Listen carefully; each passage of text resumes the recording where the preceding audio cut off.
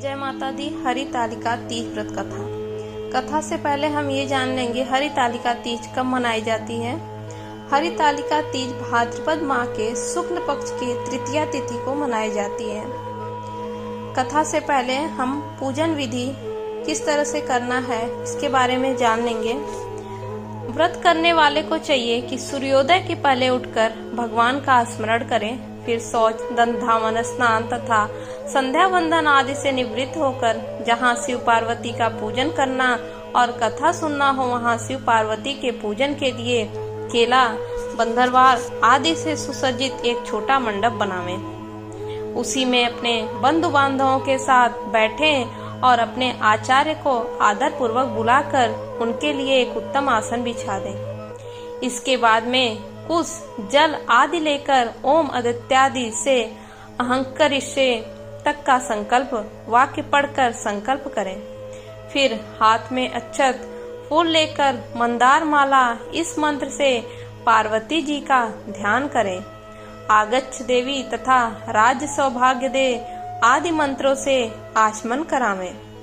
मंदाकिनी इससे पार्वती को पंचामृत से स्नान कराकर शुद्धोदक स्नान करावें। वस्त्र युग्म इस मंत्र से वस्त्र का जोड़ा चढ़ावें। चंदनेन इस मंत्र से चंदन लगावें। रंजिते इस मंत्र से अक्षत देवें। माल्यादिनी इस मंत्र से फूल माला चढ़ावें। चंदनागरु इस मंत्र से धूप देवें। तुम ज्योति इससे दीप दिखावें।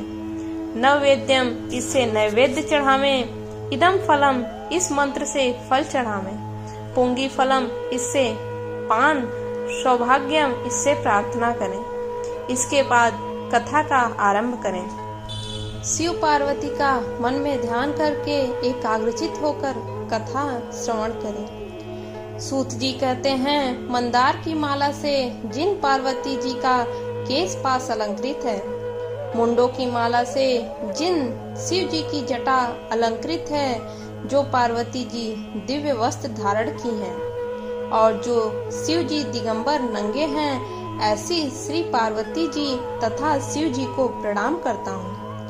रमणीक कैलाश पर्वत के शिखर पर बैठी हुई श्री पार्वती जी कहती हैं, हे महेश्वर, हमें कोई गुप्त व्रत या पूजन बताइए जो सब धर्मों से सरल हो, जिसमें परिश्रम भी कम करना पड़े लेकिन फल अधिक मिले। हे नाथ, यदि आप मुझ पर प्रसन्न हो तो यह विधान बताइए। हे प्रभो, किस तप, व्रत या दान से आदि मध्य और अंत रहित आप जैसे महाप्रभु हमको प्राप्त हुए हैं। शिव जी बोले, हे देवी सुनो, मैं तुमको एक व्रत जो मेरा सर्वस्व और छिपाने योग्य है, लेकिन तुम्हारे प्रेम के वशीभूत होकर मैं तुम्हें बतलाता हूँ। जैसे नक्षत्रों से चंद्रमा, ग्रहों में सूर्य, वर्णों में ब्राह्मण, देवताओं में विष्णु भगवान, नदियों में गंगा, पुराणों में महाभारत, वेदों में सामवेद और इंद्रियों में मन श्रेष्ठ है, सब पुराण और वेदों का सर्वस्व जिस तरह कहा गया है, मैं तुम्हें एक प्राचीन व्रत बतलाता हूँ। एकाग्र मन से सुनो। जिस व्रत के प्रभाव से तुमने मेरा आधा आसन प्राप्त किया है, वह मैं तुमको बतलाऊंगा, क्योंकि तुम मेरी प्रेयसी हो। भाद्रपद मास में हस्त नक्षत्र से युक्त शुक्ल पक्ष की तृतीया तिथि को उसका अनुष्ठान मात्र करने से स्त्रियां सब पापों से मुक्त हो जाती हैं। हे देवी, तुमने आज से बहुत दिनों पहले हिमालय पर्वत पर इस व्रत को किया था। यह वृत्तांत मैं तुमसे कहूँगा। पार्वती जी ने पूछा, हे नाथ, मैंने क्यों यह व्रत किया था, यह सब आपके मुख से सुनना चाहती हूँ। शिव जी ने कहा, भारतवर्ष के उत्तर की ओर एक बड़ा रमणीक और पर्वतों में श्रेष्ठ हिमवान नामक पर्वत है। उसके आसपास तरह तरह की भूमियां हैं, तरह तरह के वृक्ष उस पर लगे हुए हैं। नाना प्रकार के पक्षी और अनेक प्रकार के पशु उस पर निवास करते हैं। वहां पहुंचकर गंधर्वों के साथ बहुत से देवता, सिद्ध, चारण, पक्षीगण सर्वदा प्रसन्न मन से विचरते हैं। वहां पहुंचकर गंधर्व गाते हैं, अप्सराएं नाचती हैं। उस पर्वतराज के कितने ही शिखर ऐसे हैं कि जिनमें स्फटिक, रत्न और वैदुर्य मणि आदि की खानें भरी हैं। यह पर्वत ऊंचा तो इतना अधिक है कि मित्र के घर की तरह समझकर आकाश का स्पर्श किए रहता है। उसके समस्त शिखर सदैव हिम से आच्छादित रहते हैं और गंगा जल की ध्वनि सदा सुनाई देती रहती है। हे पार्वती, तुमने बाल्यकाल में उसी पर्वत पर तपस्या की थी। 12 वर्ष तक तुम उल्टी टंग कर केवल धुआं पीकर रही। 64 वर्ष तक सूखे पत्ते खाकर रही। माघ मास में तुम जल में बैठी रहती और वैशाख की दोपहरिया में पंचाग्नि तापती थी। श्रावण के महीने में जल बरसता तो तुम भूखी प्यासी रहकर मैदान में बैठी रहती थी। तुम्हारे पिता इस तरह के कष्ट सहन को देखकर बड़े दुखी हुए। वे चिंता में पड़ गए कि मैं अपनी कन्या किसको दूं। उसी समय नारद जी वहां आ पहुँचे। मुनि श्रेष्ठ नारद जी उस समय तुम्हें देखने गए थे। नारद जी को देखकर गिरि ने अर्घ्य, पाद्य, आसन आदि देकर उनकी पूजा की और कहा, हे स्वामिन, आप किस लिए आए हैं? मेरा अहो भाग्य है, आपका आगमन मेरे लिए अच्छा है। नारद जी ने कहा, हे पर्वतराज, सुनो, मैं भगवान विष्णु का भेजा हुआ आपके पास आया हूँ। आपको चाहिए कि यह कन्या रत्न किसी योग्य वर को दें। भगवान विष्णु के समान योग्य वर ब्रह्मा, इंद्र और शिव इनमें से कोई नहीं है। इसलिए मैं यही कहूँगा कि आप अपनी कन्या भगवान विष्णु को ही देवें। हिमवान ने कहा, भगवान विष्णु स्वयं मेरी कन्या ले रहे हैं और आप यह संदेश लेकर आए हैं तो मैं उन्हें अपनी कन्या दूंगा। हिमवान की इतनी बात सुनकर मुनिराज नारद आकाश में विलीन हो गए। वे पीतांबर, शंख, चक्र और गदाधारी भगवान विष्णु के पास पहुँचे। वहां हाथ जोड़कर नारद जी ने भगवान विष्णु से कहा, हे देव सुनिए, मैंने अपना विवाह पक्का करा दिया। उधर हिमवान ने पार्वती के पास जाकर कहा कि हे पुत्री, मैंने तुम्हें भगवान विष्णु को दे डाला। तब पिता की बात सुनकर तुम बिना उत्तर दिए ही अपनी सखी के घर चली गई। वहीं जमीन पर पड़कर तुम बड़ी दुखी होती हुई विलाप करने लगी। तुमको इस तरह विलाप करते देख एक सखी ने पास आकर कहा, देवी, तुम क्यों इतनी दुखी हो? इसका कारण बताओ। तुम्हारी जो कुछ इच्छा होगी मैं यथाशक्ति उसको पूरा करने की चेष्टा करूंगी, इसमें कोई संशय नहीं है। पार्वती बोली, मेरी जो कुछ अभिलाषा है उसे तुम प्रेम पूर्वक सुनो। मैं एकमात्र शिव जी को अपना पति बनाना चाहती हूँ, इसमें कुछ भी संशय नहीं है। मेरे इस विचार को पिताजी ने ठुकरा दिया, इससे मैं अपने शरीर को त्याग दूंगी। पार्वती जी की इस बात को सुनकर सखियों ने कहा कि शरीर का त्याग न करो, चलो किसी ऐसे वन को चलें जहाँ पिता को पता न लगे। ऐसी सलाह कर तुम वैसे वन में जा पहुंची। उधर तुम्हारे पिता घर घर तुम्हें खोजने लगे। दूतों द्वारा भी खबर लेने लगे कि कौन देवता या किन्नर मेरी पुत्री को हर ले गया है। उन्होंने मन ही मन कहा, मैं नारद जी के आगे प्रतिज्ञा कर चुका हूँ कि अपनी पुत्री भगवान विष्णु को दूंगा। ऐसा सोचते सोचते हिमवान मूर्छित हो गए। गिरिराज को मूर्छित देखकर सब लोग हाहाकार करते दौड़ पड़े। जब होश हुआ तो सब पूछने लगे कि गिरिराज, आप अपनी मूर्छा का कारण बताइए।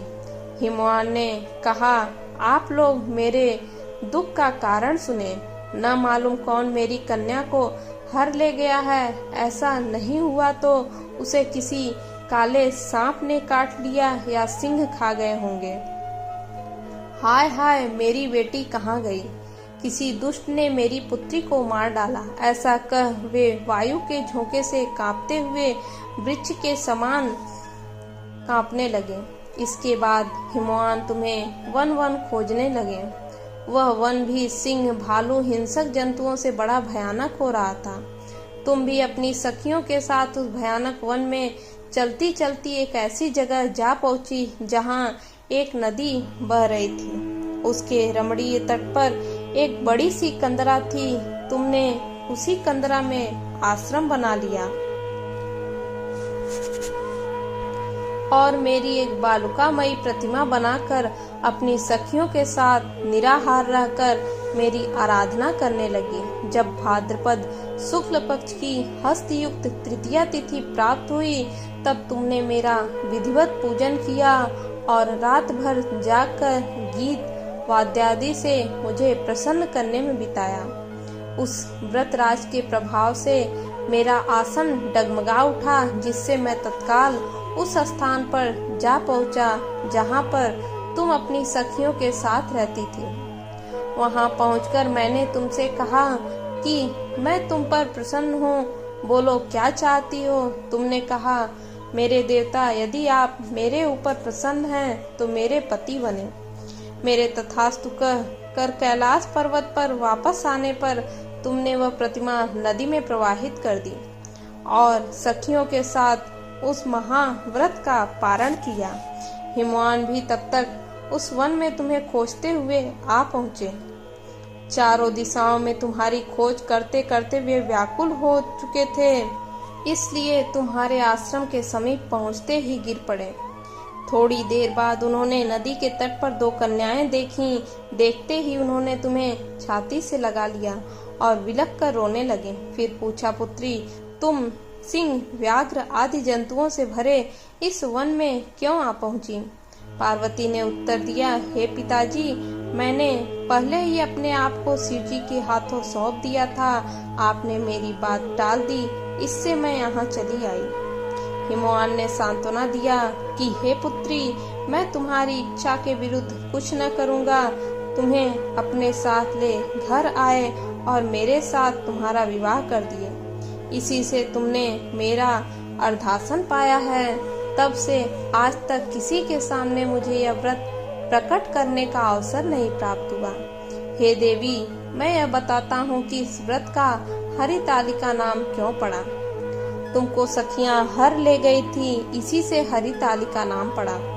पार्वती जी ने कहा, हे प्रभु, आपने नाम तो बताया, अब विधि भी बताएं। इसका क्या पुण्य है, क्या फल है, यह व्रत कौन करे? श्री शिव जी पार्वती जी से कहते हैं, हे देवी, मैं स्त्री जाति की भलाई के लिए यह उत्तम व्रत बतलाया हूँ। जो स्त्री अपने सौभाग्य की रक्षा करना चाहती हो वह यत्न पूर्वक इस व्रत को करे। पहले केले के खम्भे आदि से सुशोभित एक सुंदर मंडप बनावे। उसमें रंग बिरंगे रेशमी कपड़ों से चंदवा लगाकर चंदन आदि सुगंधित द्रव्य से वह मंडप लिपवावे।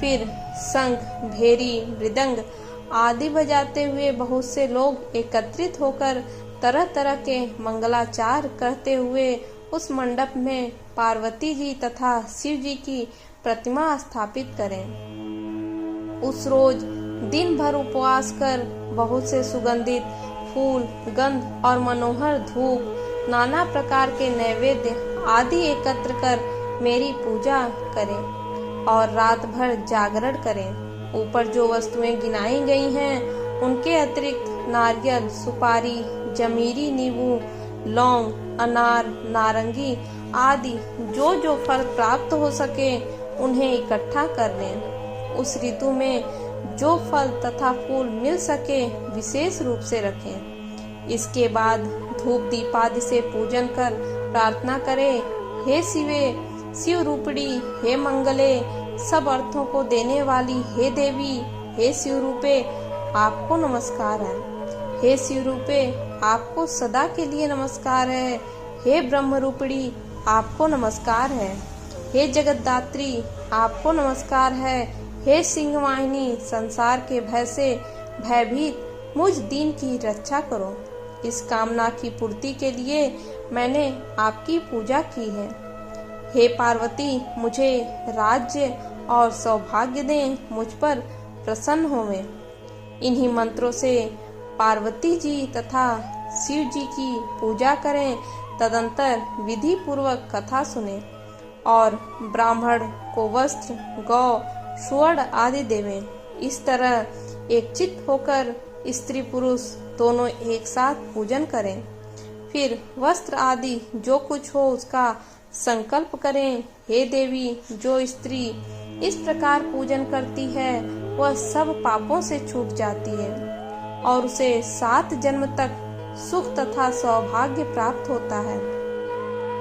जो स्त्री तृतीया तिथि का व्रत न कर अन्न भक्षण करती है तो वह 7 जन्म तक बंध्या रहती है और उसको बार बार विधवा होना पड़ता है। वह सदा दरिद्री, पुत्र शोक से शोकाकुल स्वभाव की, लड़ाकी, सदा दुख भोगने वाली होती है और उपवास न करने वाली स्त्री अंत में घोर नरक में जाती है।